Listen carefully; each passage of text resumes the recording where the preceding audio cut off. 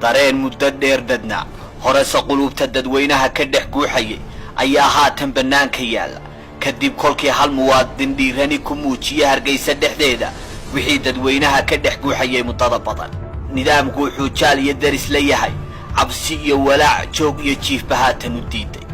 yar iyo weyn waxaa la isweydiinayaa 28 sannadood kadib meel loo socdaa ma muuqatee ma afduubanahay ناع قبيل يسوسورين تعدو أنشرين محانو وهليا دالن يرد عضال عن يسموك دي كسوكية مستقبل كودا يصيدوك لحر دعار والمستقبل هو اسم الله تشاله وبدك عندلان دالن يرد دبر كودا كوتشرا أيا قيب كا سبب تمي دي آد أغيد ما انت مي كلا أطهي إيا سبب تحسكي دي سؤالي وغتمي ساك مي علان كيمي دا بدنا الله مدما ساسيا عبسي بالدرسا كورنيلada lidiga ku ah doonista dadweynaha dadkii calankii cirka la midabka ahaa bay kala weerayaan xabsiyada iyo saldhigyada boolisku waxay la ciirciirayaan inta badan magaalooyinka dalka dhalinyaro laga warhelay is-abaabulkooda ku wajahan sidii ay dunida ugu bandhigi lahaayeen diidmada ka dhanka ah jujuubka aan jihal loo socdaaba jirin inta xalay loo xabisay calanka buluuga adartii kolka laga yimaado waxaa bada saaka daraartan kuwa iyagu qabashale ishaaraciyada magaalooyinka Soomaaliland ku muujinaya sawir 28 sannadood kadib jawaab u noqon kara dareenka dhabta ee shacab la meel loo jiheeyo waa burcotani waxay bandhigayaan inay la dareen yihiin Cabdiraxmaan Aariyare oo xabsiga Hargeysa ugu jira doonista calan aan cidina kala hayn waxay dunida gaarsiinayaan dhawaaq ka dhana muranka meeytida xabaalaha ku jirta iyo qaar kamida korneyladii SNM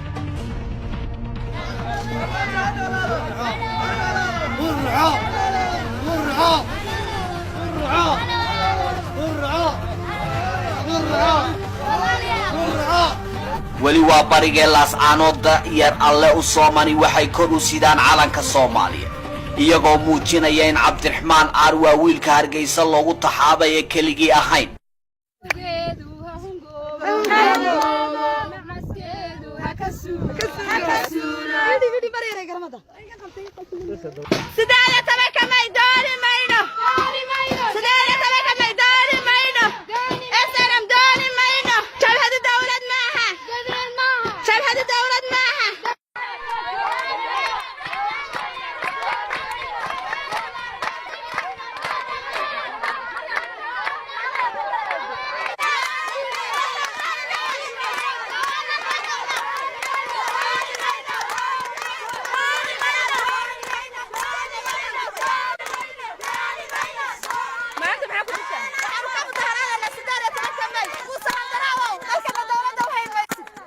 Somali baanu nahay waligeena Somali baanu ahayn calanka buluuga huwa nahayna waa kaanu dhalinay annagu Soomaaliya waa kaanu u dhalinay walina sidii baanu ugu dhaganay calal saddex daliigooda raaci mayno ma ogolin qaadan mayno kaasa ilaahay nagu waxa weeyaan Soomaaliya kala goynteeda ma ogolin horona uma aanan ogolayno annaga xornimada keenay dadka Soomaaliyeedkaana oo maanta calankan ka cararaya waa kii loo dhinto dhiigayagu qubtay aanu Soomaaliya ugu soo halganay waxa weeyaan calankaas aanu haddana ku dhimanaa awal ku dhimanay haddana u taaganahay isla barigee ceerigaaba waatan iyana maaha tii aad ogay waxay huwa yihiin calanka xilligan cabsida ku ah korneylada kulmi way dhawaaqayaan waxay kor u leeyihiin Soomaaliya Soomaali baale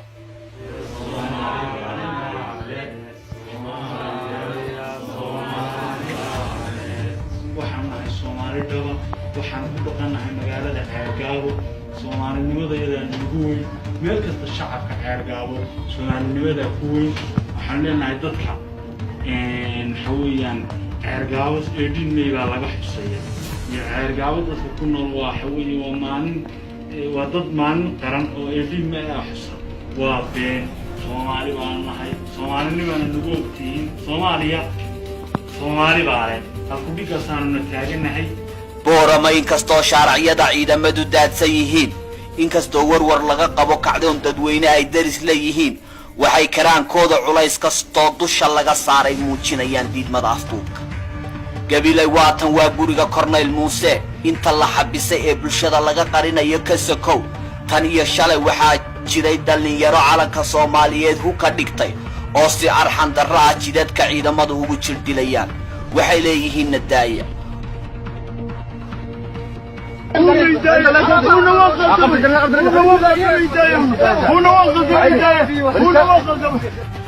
waa su'aale maxaa soo cusboonaaday shalay sawirradaa kuu muuqdaa ma ay jirina maxaa maanta keenay daal iyo darayada dadweynaha ayaa isgaadhay rajali'ida iyo caburinta ayaa dabqashada keentay dowladii adeeg bay bixisaaye waxaa shacabka soo ridatay cashuur bixin aan adeeg dowladnimo wehel kala sarraysiin dadweyne intan kuba koobnee maxaa soo kordhay waxaa taasi sii dheer colaadinta beelaha darafyada xadhig cid gaara qabta sharci koox gaara u adeega qarannimo daas iyo dukaan la muuq noqotay madax maxamed siyaad barre barracaayaysa mar kalena matalaysa wixii shacabka shalay loo sheegay inuu dal u dumay oo tuka darani taagan tahay 28 sano kadib la isla oogsay su'aalaha korneylada holyaalla ee la xidhiidha muranka maytida xabaalaha iyo iyaga waxaa qayb ka su'aalo tiro beele oo daayartu jawaab u laayihiin kuwaasoo ay ka mid yihiin haddiiba maxamed siyaad barre aad ka mudan tihiin dugsiyadii uu haweenka danyartaa u dhisay maxaa u gadatay warshadihii uu dhisay ee tii sibirka tii qoriga iyo warshadii kalluunku ay ka mid ahaayeen maxaa Itoobiya iskaraab ahaan ugaga iibisay saldhigii berbera 40 sano ka hor siyaad 40 milyan buu ku kureeyay maxaa maanta 1 milyan ugu xaraashteen siyaadka aad ku celcelisaan wuxuu geeriyooday isagoo saboola ubadkiisuna aanay hal guri uga tegine maxaa keenay in ubadkiinu kursiga madaxtinimada milyaneerka ku noqdaan waa la isku dhagan yahay dhagaha ayayse doonayaan su'aalaha dadweynaha inay ka dabooshaan wax badan oo dadaalo dadweyne baraarugay ah ayaa istaba socda qoraaga weyn ee maxamed baasha xaaji xasan oo ka mid ahaa ururkii esena qalinka wuxuu u qaatay tirtirka cadaawadda laga dhaxaysiiyay calanka Soomaaliyeed iyo shacabka Soomaaliland macallinku wuxuu culayska saarayaa siduu dhagaha ugu culi lahaa bulsho u diyaarsan inay hore u ciidamiyaan aqoon-yahanadii cabqariyiinta ahaa waa galaydh iyo samatare iyagu toos bay dadweynaha u dabiibayaan waxay leeyihiin 18 May sakhrad weeye ka toosa maaha maalinteennii soo baraaruga bay ku dhawaaqayaan tusaalayaal nool bay bixinayaan waxay leeyihiin may cid baa samaysatay ee meeday maalinteennii xornimadu bari faysaradu xaqa juun soo celintiisay wada goobayaan June 26 markaanu waxaan qabaa in ay tahay maalinta qura ee ina siinaysa saldhigga aan joogsanaynaynu markaa ka tuuray meel kale ma jirto wadamada meel kale ma jirto 18 May iyadaa dhashay wadamada anuu aabbahay ma dhali karayadii I can't anuu hooyaday ma dhali karayadii no matter how much I try ma dhali karayadii marka la yiraahdo magacaaguna waa Axmed ayadee Ismaaciil Samatar amba Xalima Cabdillah that's 26 June أنا إسماعيل إسماعيل سمتري حليمة عبد الله بن يكوي كسي وري 26 جون باي مدش والقاولي بحن خاصة كلها بريرها إيو أبتياش شيء ورياضة رجل الدمر بقى ورارنتها ولا يوي سخرانسين هي توصل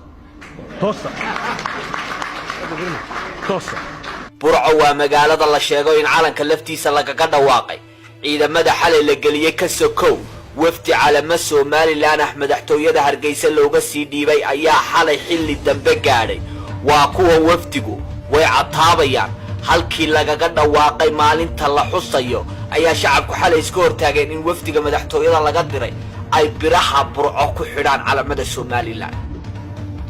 أهل شعسابة ماشي برعاية إدين ميدا بيت ولا شيء نجاش ما أنت وأنا درك كره كنا جا وبرعوا نجاهرت علاماتي وأنا درك والله وربنا بيك السوق ماشي السومال لام برعوا علاماتي درك اللي جونها كبير أنا مالك السوق أنا سمع مقرناس فملك وجوه بس هي برعوا السومال لام والله جدا واقع شك كي تلاقي الجموج أنا جوان كنا قلنا هرجيس قل يدكش السومال لام قوة كلام هاي السومال لما نفرق قلنا هرجيسة وأنا كسرنا وكذب الدين اللي واحد السنة مش دو تاس برعنا واقع فهل في وجود بيس مركا محل الدكول كهاي السنة الجاية اللي ما الدكول برعي كتة قلت علامات تدخل الروح الأحلام haddii shalay bulsho nac iyo colaad dhagaha looga dhaamiyey ay dhagaysan jireen heesaha ay ka mid tahay adigaan kugu hoos dhashay miyaan kaa dhoofayaa dhabtu kolkay timi waxay qaadayaan adigaan kugu hoos jabee miyaan kuu joogayaa Soomaali jamcad yadanki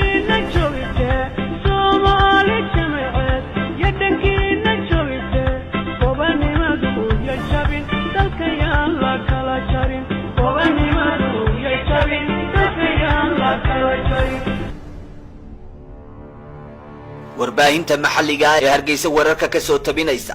waxay si wada jira u baahinayaan ka daalida bulshadu ka daashay xusaska aan loo dhamayn iyo karaahiyeysiga sidii kacaankii wasiirada loo diro